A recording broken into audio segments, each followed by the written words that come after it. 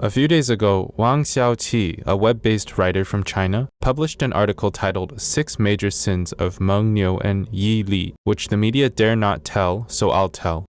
The article exposes the decades-long history of China's 2 dairy giants, Mengniu and Yili, accusing them of adding various chemicals, such as fatty powder, whey powder, and melamine, to their milk when their gross profits were as high as 70% or even 80%, making such practices a tactically recognized hidden policy of the country's major dairy enterprises.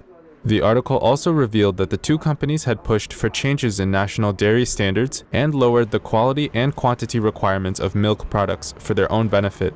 The article also accused the 2 companies of having a poor production environment, deliberately raising the price of milk powder, exploiting dairy farmers, and neglecting the interests of consumers, resulting in a complete decay of China's dairy industry from its source to its end.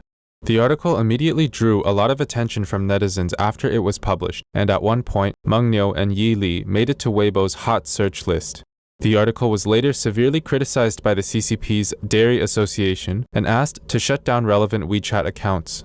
In response, Wang Xiaoqi wrote a post criticizing, "They are not solving the problem. They only want to silence the person who raised the problem. Their shameless attitude is exactly the same as it was 2 years ago." On July 18th, Wang Xiaoqi unexpectedly posted a request for help from a lawyer on his WeChat's public account, saying that he was taken by the police to the Huacao police station in Minhang district in Shanghai. Wang Xiaoqi was released that night, but said he would remain silent for a period of time. In just 10 days, Wang Xiaoqi's article gained support from tens of millions of internet users.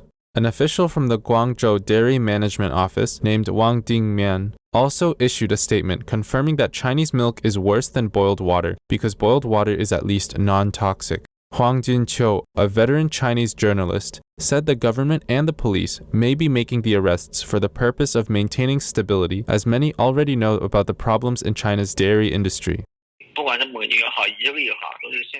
Be it Mengniu or Yili, they are both important enterprises, even state-owned enterprises. Regardless of whether the Chinese products are good or bad, at least he hoped that the current economy would not collapse. We could see from his article that it might lead consumers to question China's representative dairy giants. However, Huang Jinqiu pointed out that it is illegal for the police to arrest Wang. First of all, as a citizen, he has the right of speech, and secondly, as a consumer, he also has the right to comment on the product. So from these 2 points of view, I think it's definitely wrong for you to take him away. It's a complete violation of the freedom of speech. The Wang Xiaoqi incident not only reignited the storm of questions about the industry's standards for Chinese dairy products, but also helped regain attention to China's toxic milk powder. In 2008, Sanlu Dairy Group was shut down after 300,000 infants suffered from kidney stones due to the addition of melamine to its milk powder. Ms. Jiang, a parent of a victim of Sanlu's milk powder, said that from the arrests made by the authorities, it could be seen that this toxic milk powder case will never really end in China. When our child had the medical problem, when we went to investigate if they added melamine to the milk powder, they all said, "Who doesn't add melamine? How much does melamine cost?" That in order to increase the protein content, they sometimes also add cow urine. This is why I'm saying that this toxic milk powder thing will never end. Ms. Jiang said that the root cause of the tainted milk powder is this evil dictatorship, which could tolerate all kinds of filth but not conscience.